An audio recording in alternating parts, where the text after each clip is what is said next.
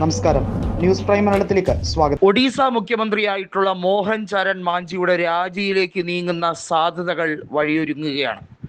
ഒഡീസയിലെ പ്രതിപക്ഷ MLA Mar, Biju Janata Dal MLA Mar Dharmendra പ്രധാനെ കാണുകയും ധർമ്മേന്ദ്ര പ്രധാനുമായി ഒരു ലോങ് ഡിസ്കഷൻ നടക്കുകയും ചെയ്തതായി ചില റിപ്പോർട്ടുകൾ വരികയാണ്.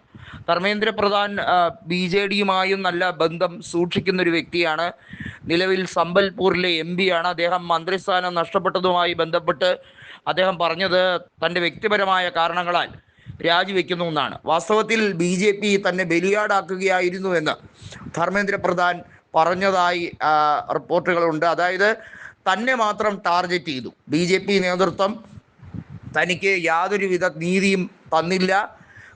പെരുങ്കള്ളന്മാരായിട്ടുള്ള പല നേതാക്കളും ഇപ്പോഴും മന്ത്രിപദത്തിൽ ഇരിക്കുകയാണ്. അവർ ജനകീയരല്ല, അവർ ജനദ്രോഹപരമായിട്ടുള്ള പല നടപടികളും ചെയ്യുന്നു.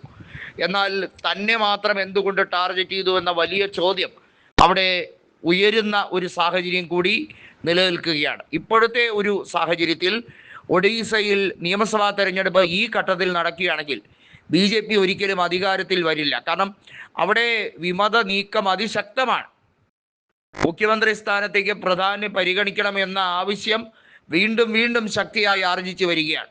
കോൺഗ്രസ് നേതൃത്വം ഇതിനു വേണ്ടിയുള്ള, അതായത് അവിടെ BJP-ക്കുള്ളിലെ പടലപ്പിണക്കം എക്സ്പോസ് ചെയ്യാൻ വേണ്ടിയുള്ള രാഷ്ട്രീയപരമായ പല നീക്കങ്ങളും നടത്തിക്കൊണ്ടിരിക്കുകയാണ്. ഇത് വിജയിക്കുമോ എന്നുള്ളത് കാത്തിരുന്ന് കാണേണ്ടതാണ്. കോൺഗ്രസ് നേതൃത്വത്തിനെ സംബന്ധിച്ചിടത്തോളം അവിടെ 14 MLA-മാരെ ഉള്ളത് എങ്കിൽ പോലും ആ 14 MLA-മാർ വിചാരിച്ചാൽ ചെയ്യാവുന്ന നിരവധി കാര്യങ്ങൾ അവിടെ നിലനിൽക്കുന്നുണ്ട്. ഒന്നാമതായി നവീൻ പട്നായിക്കിനെ വിശ്വാസത്തിലെടുത്ത് ബിജു ജനതാദളിനെ ഒപ്പം കൂട്ടി ഒരു കോമൺ പ്ലാറ്റ്ഫോം ഉണ്ടാക്കിയെടുക്കുക.